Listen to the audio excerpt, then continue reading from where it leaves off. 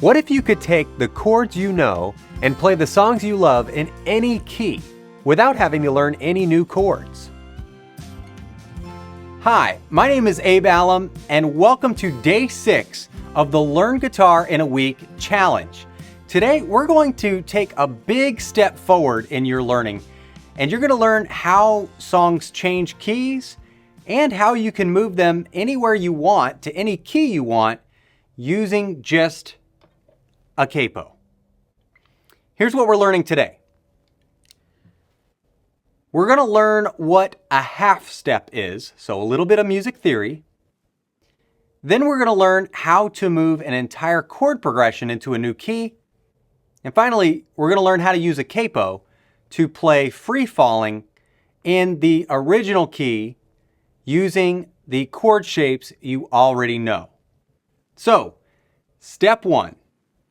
What is a half step? Before I define what a half step is, let's have a mini lesson on the musical alphabet. Yes, this is music theory. No, don't turn off this video. I'll make this short and sweet.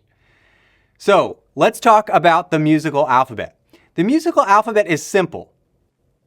It's just the letters A through G, so A, B, C, D, E, F, G, and then it repeats.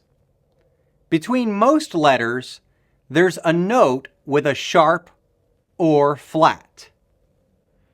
So all of the letters in the musical alphabet would be A, and then A sharp, which could also be called B flat, B, C, C sharp, which could also be called D flat, D, D sharp, which could also be called E flat, E, F, F sharp, which could also be called G flat, G, G sharp, A flat, and then finally we are back to A.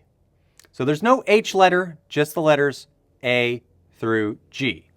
You don't have to memorize it all today.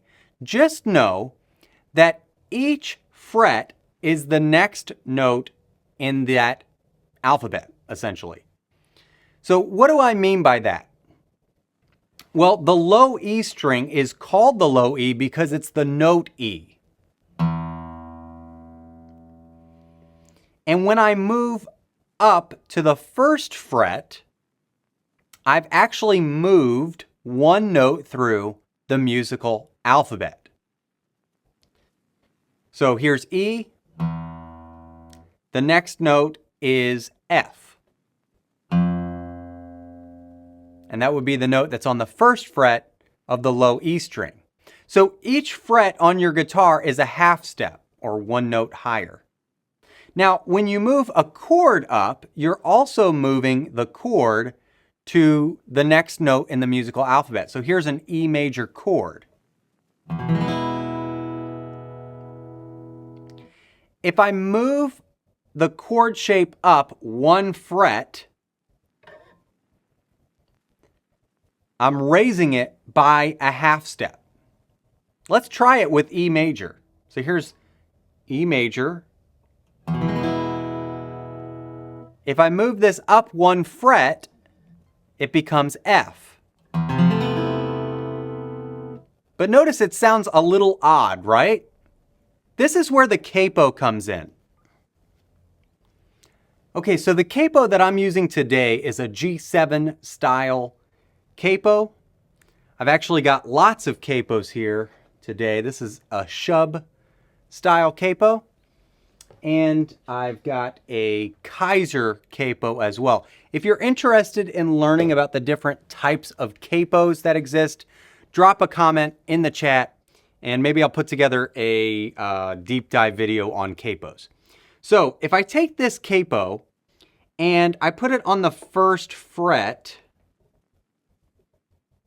and then strum that E chord, I should have an F major chord. And there it is. It's just a little bit out of tune. It's always good practice to retune when you put a capo on. I'm going to be moving the capo on around a lot, so it might just sound a little tiny bit out of tune. If I move the capo up one more fret, remember a fret is a half step. So now I'm going to be going from F to F sharp when I play the E-shaped chord.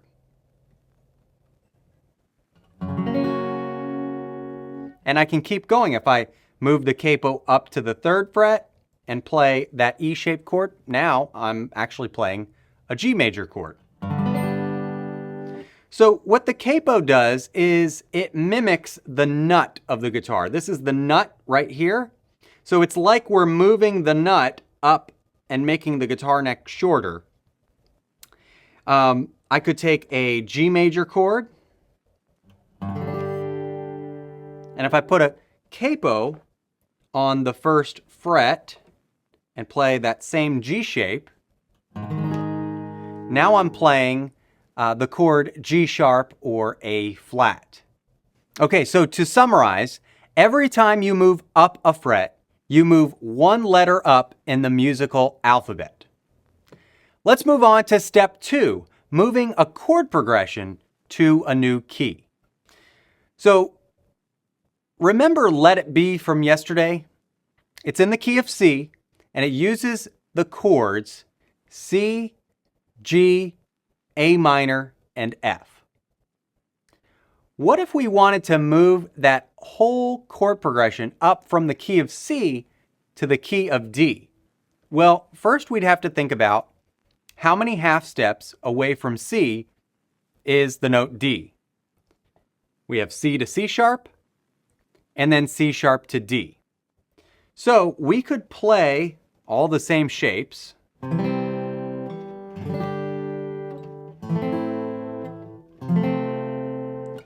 With a capo on the 2nd fret,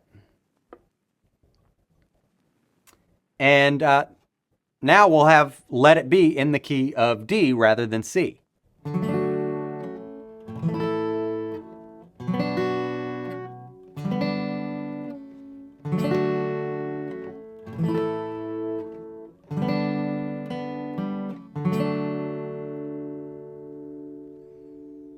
Okay, so what happened here is every chord moved up the same distance. C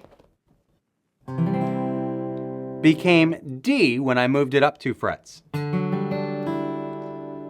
Now that sounds a little weird without a capo, but if I put the capo back on, it sounds great. The G major chord became A when I went up 2 frets. The A minor chord became B minor, and the F major chord became G major.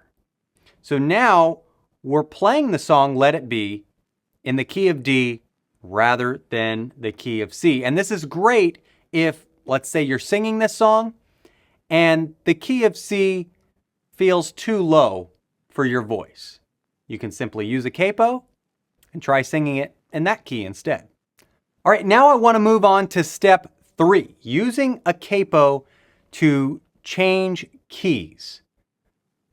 This is where the capo makes life easy. Instead of relearning new chord shapes in every key, you can keep the same shapes you know and use the capo to move them. Let's take the song Free Fallin'. The original key is F major, but let's take the chords that we learned in our day 2 lesson. So we have D, G, and notice this time I'm playing G with the anchors. It just makes it easier. Then back to D, and then A. All right, so in order to go from D, the key of D, to the key of F, I need to think how many half steps does it take to get from D to F, and then just think half steps equals frets.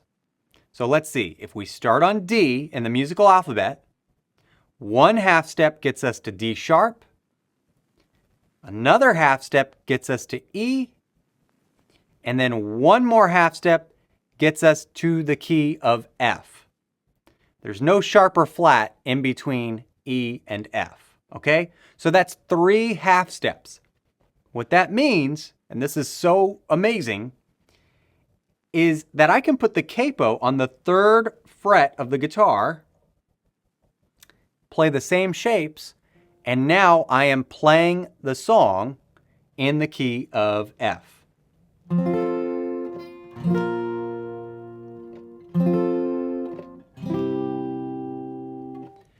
Now you can play this song along with the original recording, which is so much fun. Another thing that I wanted to mention about this song in particular, because we're going to be jamming on it today, is you may have noticed, if you're familiar with the original recording, it actually goes like this.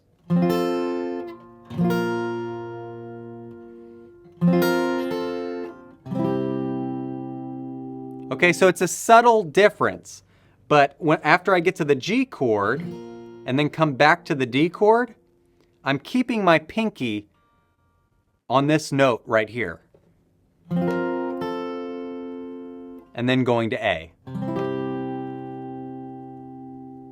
So when we have our jam session, that's something you can add if you want. You don't have to. Remember that the rhythm of this chord progression is that the 2nd chord of each bar feels like it comes in a little early, right? 1, 2, 3, 4.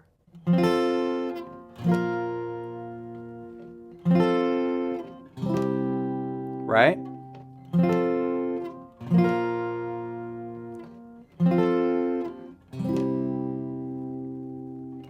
So keep that rhythm in mind, and before we begin our jam session, just remember you may need to retune your guitar after you put the capo on the 3rd fret. That's pretty normal, pretty typical. Don't worry about it. All right, so we've learned how to use a capo. We're going to keep it at the 3rd fret. Let's jam along to Free Fallin' by Tom Petty. Here we go.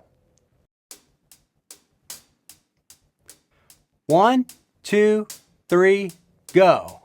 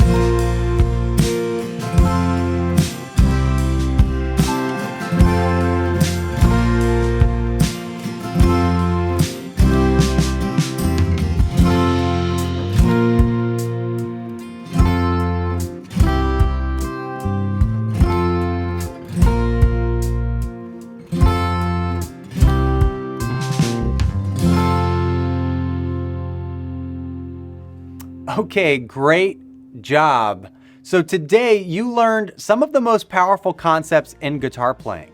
You learned that each fret represents a half step. You learned the musical alphabet, all of the notes that exist in music.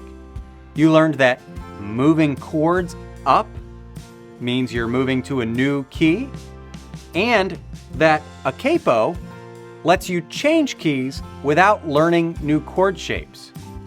Finally, we played Free Fallin' in its original key, the key of F. Tomorrow, day 7, is our final day of the Learn Guitar in a Week challenge. And what we'll be diving into is learning how to play our guitar with our fingers rather than our pick. It's going to be an extra special lesson, and I look forward to seeing you in the next one. Take care.